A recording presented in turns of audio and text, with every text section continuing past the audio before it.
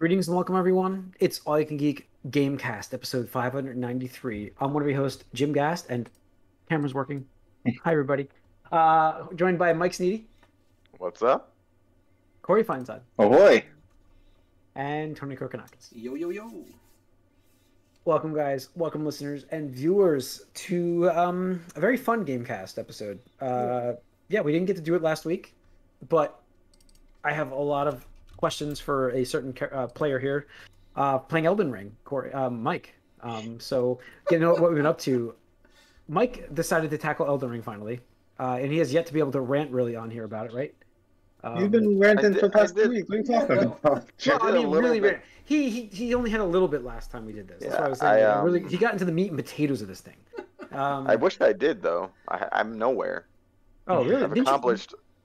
I've accomplished almost nothing in this game. I've put in like 33 hours so far. I mean, look, Mike, you could just. I'm gonna need another drink if we're gonna get into Elden Ring here. No. I don't need to go and talk about it for 20 hours right now, but you could just get good at I it. will be back. That's all. No, I can't because I don't know what I'm mean- doing. I'm wandering around and I teleport to what looks like an end game area for no good reason and get one-shotted by things there. But if you You could know what? survive there, you can get to a spot that you can actually level yourself up to kind of balance the difficulty of the game. What, So- to fight all those like mini-me's? No, don't In fight that them. area? Go past them. I don't fight. No, There's a lot in this game. The mini-me's that I are easy skip. to beat. As long Yeah. as you don't get hit by certain attacks. There- But There's a lot in this game that I skip. Most of the levels, I don't fight mobs in these levels. I just run past them. Just keep running to the boss. Or I pick Well, things up okay. in the room. So- Yeah, that's how I work. So I did beat Margit, um, That's very good. Excellent. and I did go back and beat the Tree Sentinel. Lionel misbegotten in a tree sentinel, yeah, and one thing in an ever goal or whatever the hell those things are called. Everjail.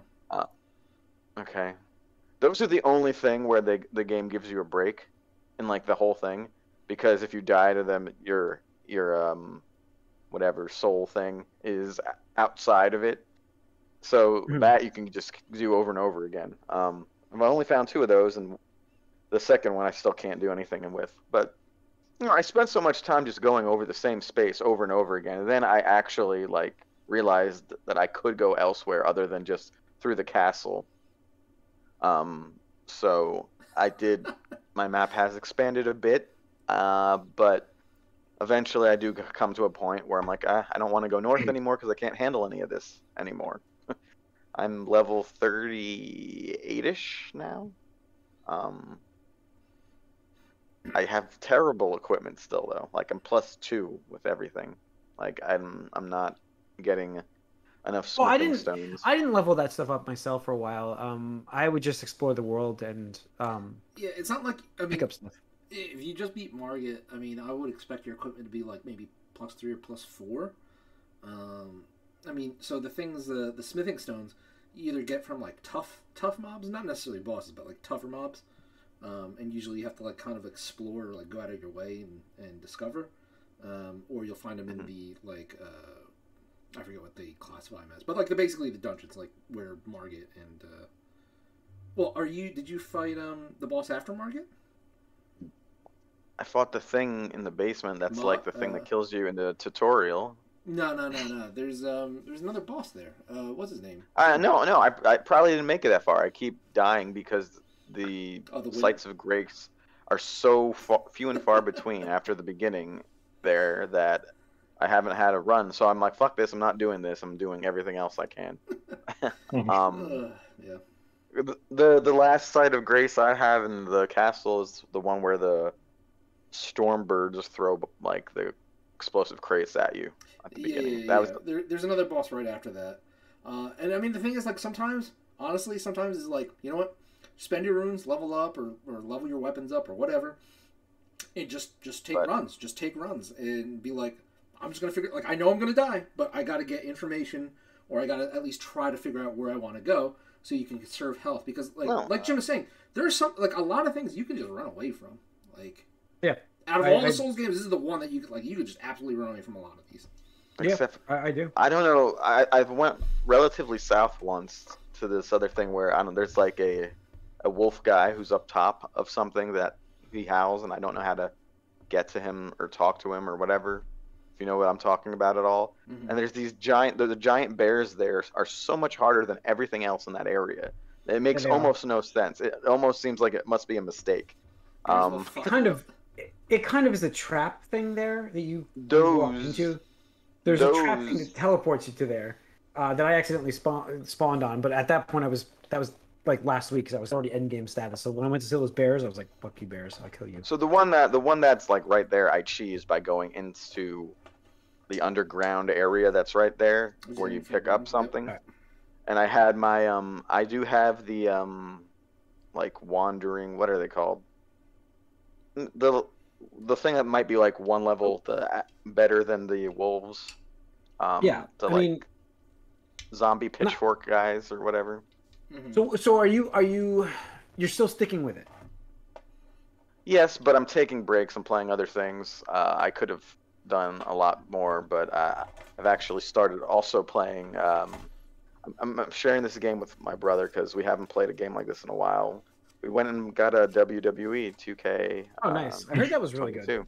They took a year off, or the whole year off, right? Yeah, they rebuilt Yeah. this game. So how is it? And it's Different okay. studio, I think.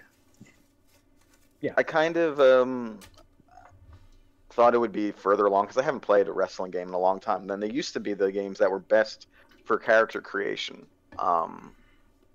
And it's okay. I just expected, coming like from like a 10 to 15 year gap in my experience playing these types of games, I expected them to be a little further along, but it's okay. I mean, you have to probably be a fan of the current roster more than I am. I'm just, getting all the older guys or finding creations online, which is cool.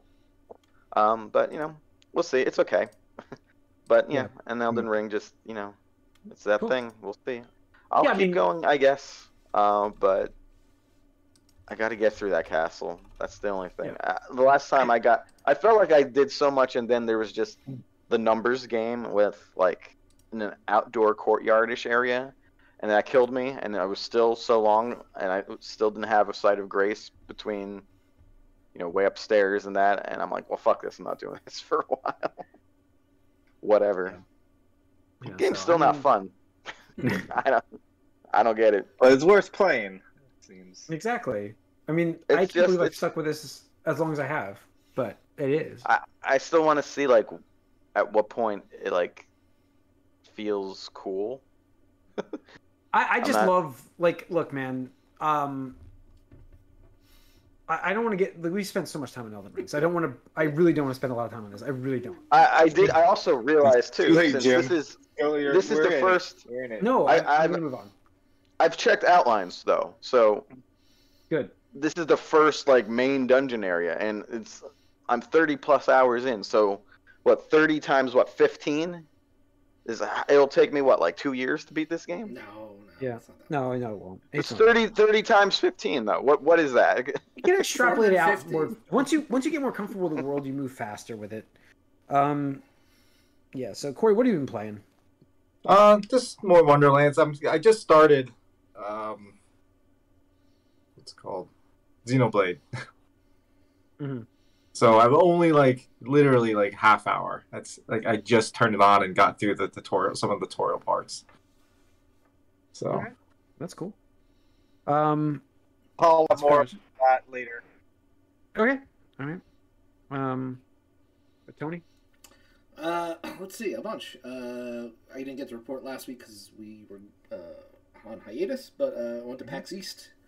Nice. The That's previous right. weekend. So played a bunch of games there. Noteworthy for the podcast is obviously Teenage Mutant Ninja Turtles. Whatever. Lots of info with that came out. Revenge of Shredder Yeah, or Revenge something? of last 2 Shredder, weeks. Revenge Shredder's Shredder. Revenge. No, Yeah. Shredder's Revenge, yeah. Shredder's Revenge. And it's awesome. It plays as good Nice. as it looks. Really excited about it. I got to play it I think 3 or 4 times during the weekend because I would go and I didn't see a line or something like that, and I would pop in. So I got to try out 3 or 4 characters or whatever it was. Saw a glitch, unfortunately, but I got to play extra time because of that. The glitch right after the first level and crashed. And the devs they were like, do you guys know what you did to cause it? I was like, play the game. Turned it on? Yeah, turned it on. Press the button. It's like, no, we were on the transition between level 1 and level 2. Somewhere in there. But anyway, it's really good.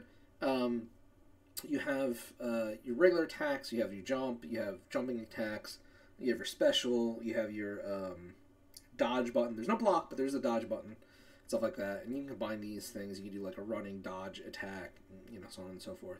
The only thing I guess I would be slightly concerned about, and I didn't get a chance to ask, is playing on 4-player was not challenging at all. And it could be just because it's the Paxi's demo and they don't want people getting frustrated or anything like that. It could be that something it didn't feel like it scaled or anything. No, it did not. So the first two bosses, Bebop and Rocksteady, and or Bebop and then Rocksteady, or vice versa, whatever it is.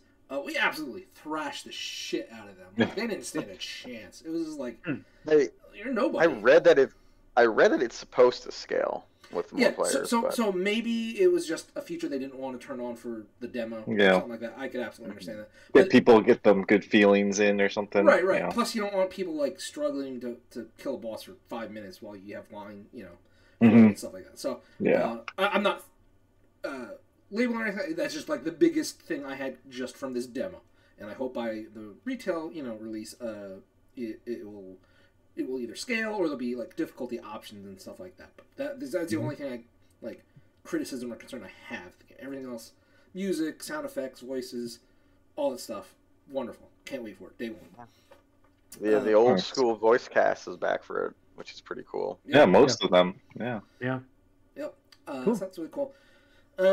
Just played some other random games that, to be honest, I don't really remember. There's some weird puzzle. Nothing stood out. There was one that stood out, and actually Jim might be interested in this, but it's a cyberpunk XCOM type game that combines the mission mode, and Corey, I think I was telling you about this. The mission mode of the base management, and it has this interesting, I guess AI/script director where characters or your recruits, whatever you want to call them, your mercenaries. They won't be unique individual named NPCs for every game. It's different every time you play it and stuff like that. But they'll have tags they might have implants, or they might be part cybernetic, or they might be a brother, or a father or something like that. And at certain points, the game director will be okay, I have a quest or a mission that needs a character that is male and an older brother to a younger brother, and be hey, this mission comes up where your mercenary asks you hey, I have a family thing I need to deal with, and you have the option of being okay, well, you know what, I'll come and help you with this because you're my dude, you're my bro, or you might be and you might have to be forced to make a decision where hey, dude, we had the heist that we've been planning for a month tonight. Are you serious right now? And you're going to have to make that decision where it's do you help your bro, or do you just continue on to your heist because, tonight's the night, you planned it all, and if you go another night, or, you might not even be able to. So that sounded, to me, really cool. The game looks pretty fun and stuff like that. It's called Cyber Knights, on PC, at least. I think they said, if it's successful, they'll do Xbox and PS4. Cyber Knights as in, knight in shining armor? Yep. Cyber Knights, KNIGHTS, Flashpoint. Cool. So it's looking really cool. And obviously they're fans of XCOM and other similar type games, and that's... Yeah, no, when you mentioned that, I thought it had really neat potential for some cool stories that, I know I remember, Jim, you'd always tell us about your, one in a million shot. The Lana Lang Save the World day. Yep, exactly. So, that's, Yeah, so that's what seems really neat, because then, I love that idea of you have these characters, and then they have relationships within the game, and the fact that that relationship makes you have to make a choice, and then that has repercussions later on. That's really neat. I think that's a cool concept, and I hope it pans out the way they that's really cool. envision. Yeah, I mean, it's the coolest thing about those style games. It gets you so involved in that. So yeah, that's cool. And one of the other things they were explaining for the combat, because I was watching some guy play combat. I was talking to the lead engineer, I believe. I forget his name off the top of my head, but he was explaining how instead of a grid like XCOM, it's you just have like a movement sphere, and you can just go like as far as you can in like this circle and stuff like that. And there's just got to be space for your character and stuff like that. But in virtue of that, also it takes into account aiming and stuff like that. It's not like you're like, hey, like you're ducking or you're standing, and like they have values. It's like, well, hey, how much of your body's exposed if you're standing behind this half-destroyed pillar and stuff like that. And the game will do calculations depending on that's the stuff. XCOM 2 did that. They brought that into play. Oh, okay, so that's cool. I never got. Yeah. So, but they use that, and it's like, hey, and they threw all these like systems in the game where it's like, we don't even know, the extent of how much that's going to impact some players because it's going to be what you create and stuff like that. So I think it's really cool, has some potential, and obviously looking forward to when it releases later this year. Yeah. Cool. All right. Yep. I just playing more Elden Ring, so you can call me Lord James, feller of Malekith the Blackblade, also conqueror of. Wait, you did kill Malekith? Yeah, Lord Godfrey, conqueror of Lord Godfrey as well. Okay. Malekith was a pain in the ass for me, but Lord Godfrey was easier. That's good. My bleed build. That's why. Did you ever fight Millennia or no? I think I'm on the last fight now. Oh no, wait, is she the last fight? The queen? I don't even know. But I'm walking up the stairs. I just finished Godfrey. Okay. So. Yep. That was awesome. Oh, he was so much easier. Yeah. He's a close combat guy, and I have a bleed build, which means Malekith is a launch guy, which was a big problem for me. Okay. But well, I can't wait to hear what you have to say about the last boss then. Because, yeah, it'd be interesting. And then you have to go back and fight Millennia because that is like, in my opinion, the hardest boss in the game. I will go back. Yeah, I will go back. Yeah, and finish that up. So, all right, that's it for me on that. All right, let's get into the news. We have so much news to cover here. Last week was NPD came out. What do we have here in the top games? Elden Ring was number 1 still. Yeah, I got NPD up. I can talk about it. Let's see. Go ahead. Okay, March 2022, consumer spending across video game hardware, content, and accessories declined a whopping 15% to $4.9 billion. Declines were seen across all major categories of spend. First quarter of 22 fell 8% versus last year, quarter 1. Let's see, blah, blah, blah. Xbox Series was the best-selling hardware platform of both March and the first quarter in dollars, while Switch led both time periods in unit sales. Xbox hardware unit and dollar sales in March 2022 set a new all-time March highs for the platform. Previous Xbox bests were in March 2011 for units and March 2014 for dollars. On the software side, Elden Ring repeated as the best-selling game of the month, as dollar sales experienced double-digit percentage dollar sales growth compared to its February launch. So it actually grew compared to its February launch, which is you get the word of mouth. You got where the word of people mouth. like Yep. just had to try it out, Yep. Elden Ring ranked first in dollar sales among tracked titles across PlayStation, Xbox, and PC. Remains the best-selling game of 2022 year-to-date, and now ranks second over the 12-month period ending March 2022, with dollar sales trailing only those of Call of Duty Vanguard. Gran Turismo 7 debuted as the number 2 best-selling game, while also ranking second on the PlayStation platforms, set a new all-time launch month sales record for the franchise. Blah, blah, blah. So just to go over the top 10, Elden Ring, GT7. Number 3 was Kirby and the Forgotten Land. 4 was MLB The Show. Number 5, Horizon 2 sticking in there. Number 6 was Pokemon Legends Arceus. Number 7 was the WWE 2K22 game. Number 8, Mario Kart 8. Number 9, Call of Duty Vanguard. And number 10 was the Strangers in Paradise Final Fantasy Origin. 11, generally missing the top 10, was Tiny Tina's Wonderlands. So on and so forth. So, there you go. Yeah, a lot of new games. A lot of new games in that top. I like it. Yep. I like it a lot. It kept one of the games that should not be on the list out of the top 20. Yes, it did. Other interesting things to note, in my opinion, there. Monster Hunter Rise at number 12, thanks to the PC release. Also, God of War hanging in there at number 16, thanks to the PC release. PC. Yeah. Yep, drives it. There you go. I do think it's a little concerning that sales are down that much, though. Obviously, what happened last year? Well, last year it was still pandemic, and systems were, I think, more available than they are now. Yeah. Because at least by that period, Sony and Microsoft were like, hey, we're going to obviously ship the bulk in November, December, and then January, February, March, we'll have this amount of units to sale because they already produce them and are shipping and stuff like that. But now it's just like, well, what are they doing? Yeah, I mean, there's such a chip shortage right now, which it's funny that you mentioned the Xbox thing because it was explained that they actually paid for chip priority. So their margins on this system are they're completely losing. Oh, they're money losing. They're absolutely. They've always yeah. They lose money on them. All of those systems they just sold was at loss because they paid for chip priority to cut people in line to get their systems in the stores. So when you see Xboxes in the stores, that is how they did it. It's not that there's suddenly going to be more chips available, which I wish there were. Like, I am so tired of this shortage. Just in terms of professional side of things myself, I am so tired of this supply shortage for technology. I want it to end. But not just there.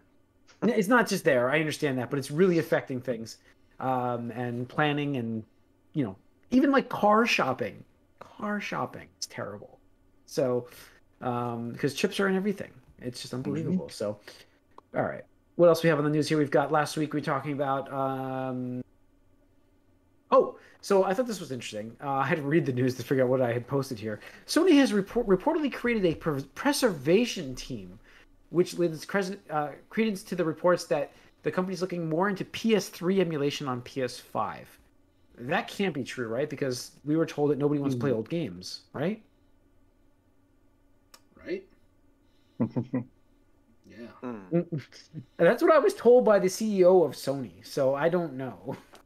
Apparently there is money in older games, and somebody may be changing their stance on this. So for those who like to play backwards compatibility, that's awesome. I'm not one of those people, but you get to play your backlog. So I'm not one of those people. I'm not. I love the sarcastic presentation, and then, well, for me personally, I don't play old games.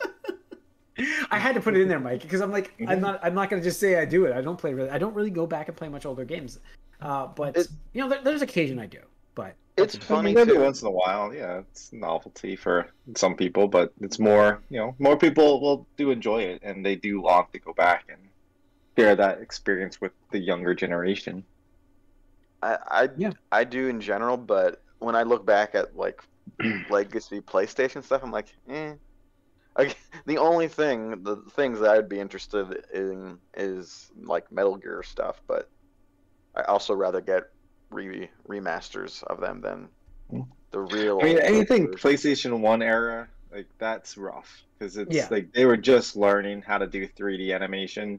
Like, obviously before that with 2D, sprites and 16-bit, 8-bit even, like that holds up because it doesn't matter. But oh man, that's like that early PlayStation era days. Yeah, I still go back to look at the original Final Fantasy game, Final Fantasy VII. I'm just like, how did I know what was going on in this game? Like, the original Final Fantasy VII, like, PlayStation 1, I rented it from Blockbuster to play this game, and I had to flip the system onto its lid because the PlayStation original versions of them, the lasers were fucked up, so the guy at Blockbuster said, just flip it over and play it. I'm like, okay, that worked.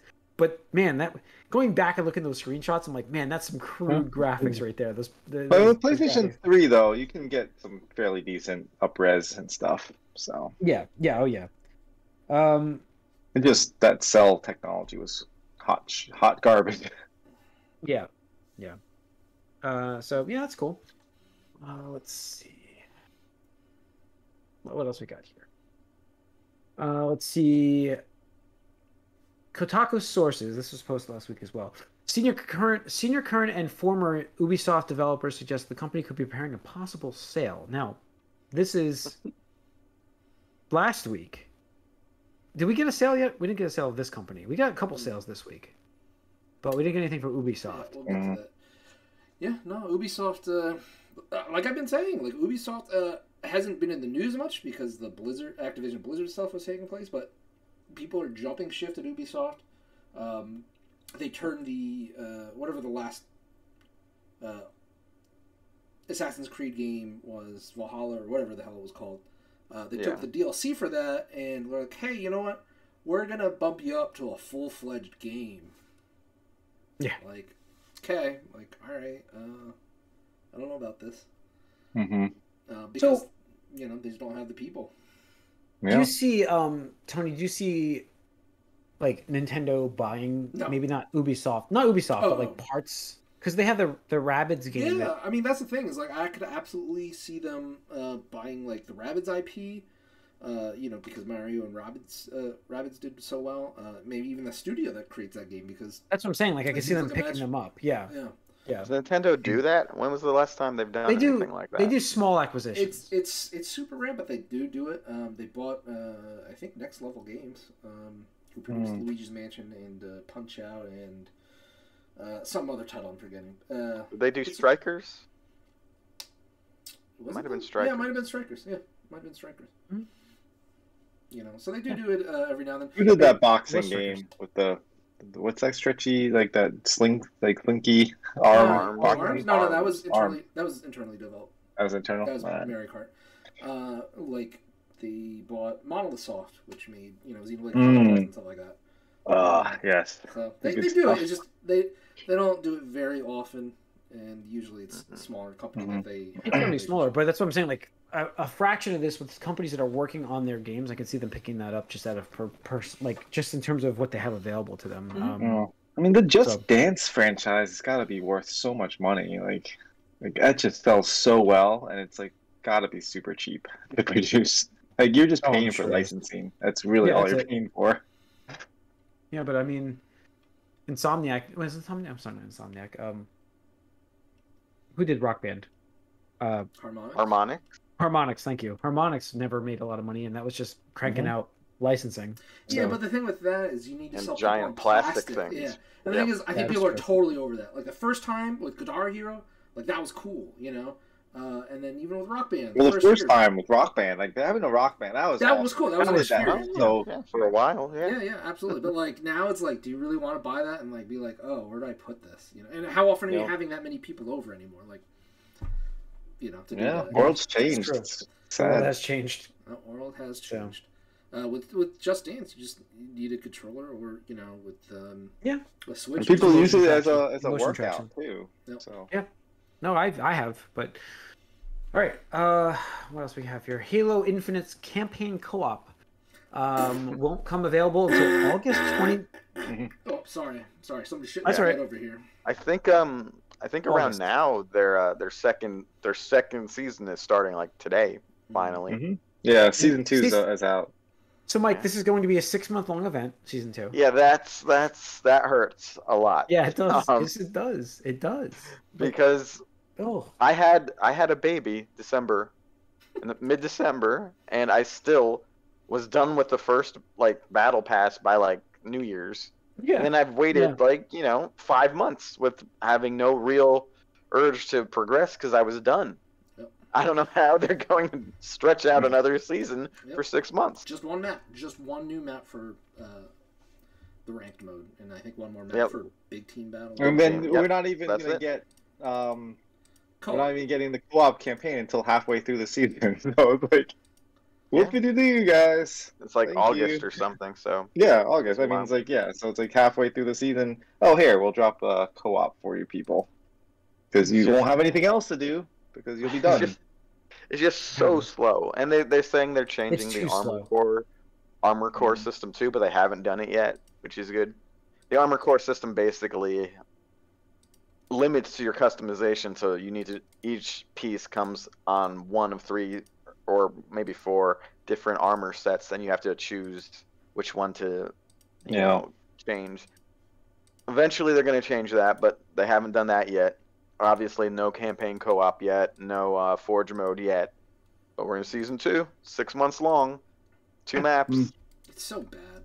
Look, I honestly, It's just so slow. So 343 slow. I don't know what they're is- doing. They're just incompetent, and I'm not saying that in like a totally derogatory manner, but like it's just clear.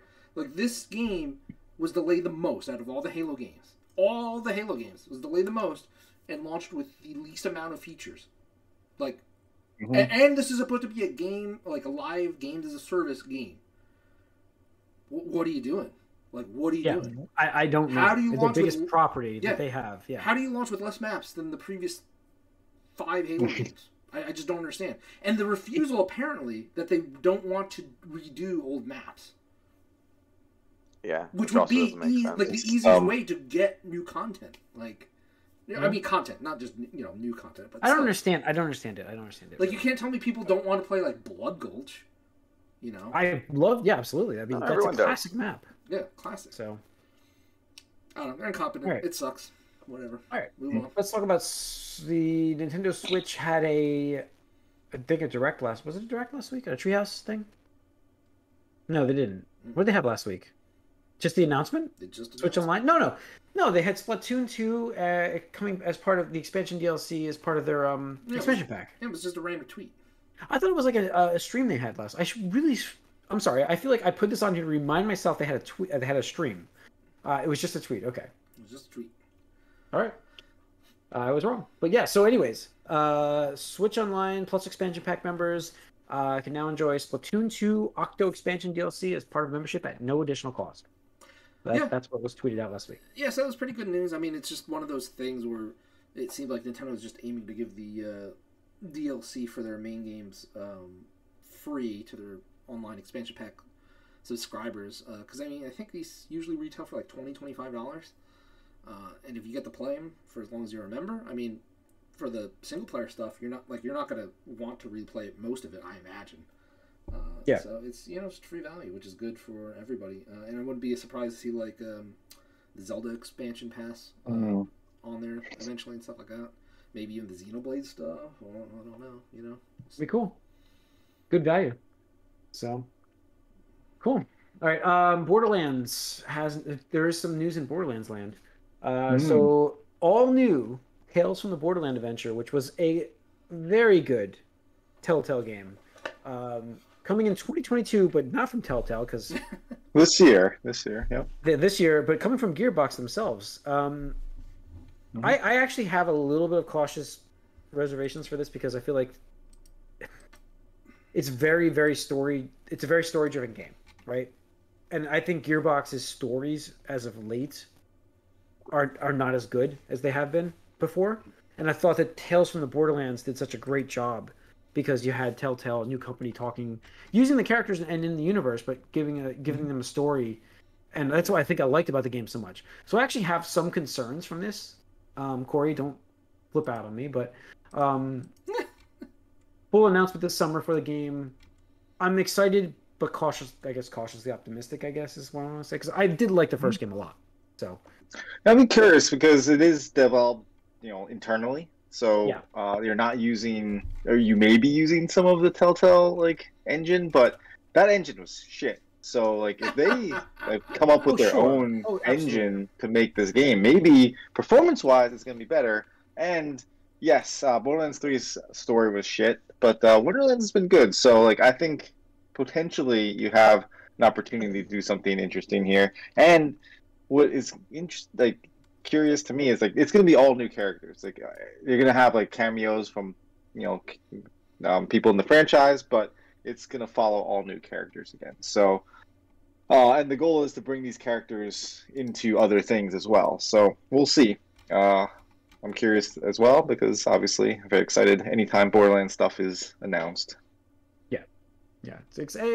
Like I said, the first game was really good, so I'm looking forward to this. But again, I'm worried about the story, but that's okay. We'll see what it comes out like. Jason Schreier tweeted out yesterday. Was it yesterday or today? It was today. Was it today? I don't know. Yesterday. Another this morning. Just say it. Whatever it is, just say it. Middle of the night. The Swedish corporation Embracer Group is buying Square Enix's Western studios. That includes Eidos and Crystal Dynamics, with IPs of Deus Ex and Tomb Raider for $300 million. Offloading the stuff that don't make them money. Yeah, I mean, I posted something today. I didn't even put this in the news about the Tomb Raider sales. 38 million copies in its franchise for the reboot. That's pretty impressive considering. Tony's. I didn't disagree with Tony. They slammed them about going exclusive for the second one and how that hurt them, but they sold really well still. What seems to have hurt them the most is lack of management, poor budgeting. Well, sure, absolutely. I mean, there's multiple factors here, but I think of the 38, the majority of those are still the first one. I think it said 15 or 16. So it's like almost half. I mean, the other ones did sell less. Yeah. The first game selling 50%, and then the other 50% are split between 2 titles, and each of those are more expensive than the last one. Not a good recipe. Not a good recipe. And we saw the slides there, and I posted them, where Crystal Dynamics is less than 5% return on investment. Like, they're just not making money off of them. 3.8%, I believe it was. 3.8%, and Crystal Dynamics was 1%, whatever it was. And again, just going to show where I keep saying, making a profit doesn't matter. It's was this a worthwhile venture for this company to go through all the rigmarole that it takes to run a company and manage a company? If the numbers are big enough, it is worthwhile. If it's a small profit, but those numbers aren't big enough. No, that's what I'm saying. Like, but I mean, not the. No, by the percentages. Like, if they spent like billions and make $100 million as that 1%, that's one thing. But that's not big enough numbers to work with and to begin with. Sure, it's not the scale. It doesn't. Right, it doesn't. But just saying it made a profit doesn't mean much. It doesn't. And this is the reality of the situation. And we can see here, Square was just tired of it. They're like, why we. Why continue bothering with the manpower, the management, the opportunities to manage this fucking company that after a trilogy of games barely made them any money at all? Like, it just doesn't make sense. I think it's kind of cheap that they're getting only $300 million for all the properties and the studios. Yeah, I thought that was a little low. I think that was definitely a little low, but whatever. Good luck to this group, because I just don't understand how, with a new Tomb Raider game already in development, how they're going to make money off of it, at all. They definitely see some profitability in Tomb Raider.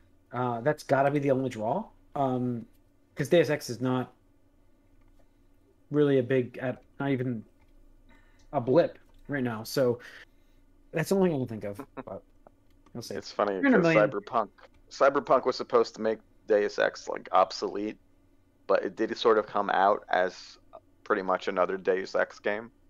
So there's a space for it if they really wanted to, but I always sort of viewed that as almost like a double A type of franchise.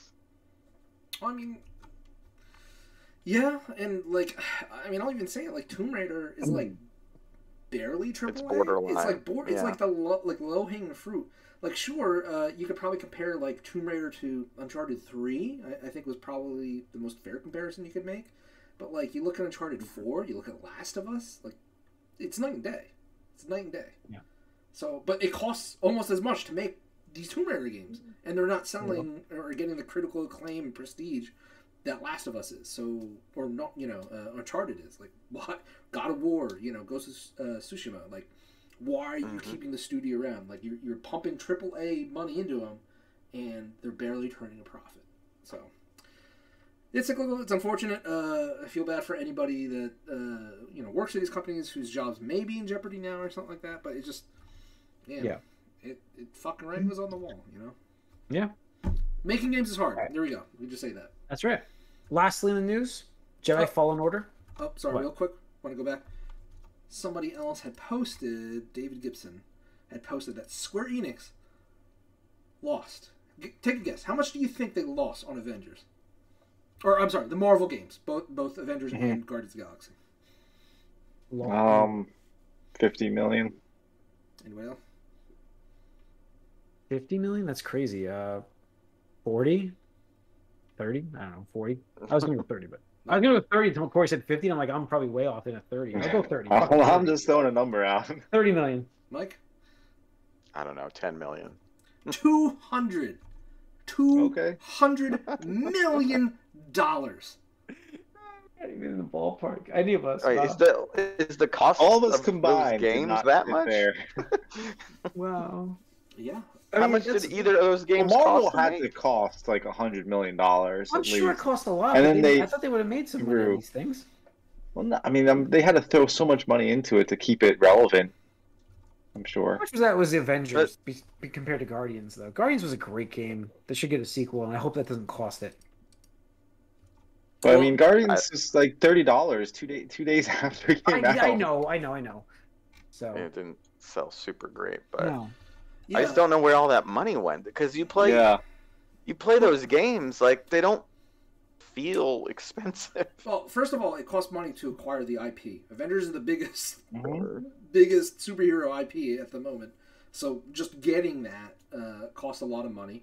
I'm sure they had some incentive or clause that says, the game will get a certain, rating or whatever sales, minimum to guarantee, Disney/Marvel that, hey, it was worth, doing business with us, which clearly missed the mark because the game was discounted by, in like a month or two, just like Guardians and stuff like that. But also, like, these game development companies are in these big cities where it is expensive to employ people. Like, these costs add up. Like, development is mostly how much people are paying the employees, and it takes a lot of people to make these games now. So yeah, $200 million. This is why Crystal Dynamics is going the way of the dodo too, because you just can't make a fucking game profitable. It's just sad. It's very sad. And apparently, with the Embracer Group, the pitch for the Guardians of the Galaxy sequel game is on Disney's end now, and if Disney doesn't want to renew that, sequel's dead. So cross your fingers. We'll see. Well, it's a good game, but I could see them just not revisiting it because it's not going to make you money. We'll see. Why bother? That's why you do it, right? So, Jedi Fallen Order sequel is only coming to current gen. It will not be on previous generation systems. Good. Yeah, I mean, isn't Microsoft still releasing their games on all platforms, or no? Is that done? I think so. Does that include this? Like, I don't understand the point of the statement because it does say specifically Series X and S only. Well, ask Microsoft. That was their pitch. I mean, I knew it was gonna stop eventually. We all knew it, right? Like, at some point, you got to say we can't support this on the older systems. But yeah, I mean, this game isn't. It's kind of a weird way to announce that. Yeah, this game isn't supposed to come out till next year, I think. So I mean, that's if it comes out next year, right? Yes. And that's like 3 years in. That's halfway through the generation, pretty much. So I understand it, and that's fine. I don't want these games being handicapped by old hardware. So I agree. Nope. I agree. So all right. And that's pretty much it for this podcast. Thanks for tuning in, everybody. We have a live stream every Tuesday nights starting 8 o'clock ish. So we can check out the Gamecast, the Moviecast. We do that one first. We do some bonus rounds live on Twitch. So join us there, please. Otherwise, you can write us allyoucangeek@gmail.com. You can follow us on Twitter, Facebook. But feel free to type us out questions wherever you deem you'd like to, because we'd love to answer some questions for you guys. Until then, guys, we'll see you. We're done for tonight.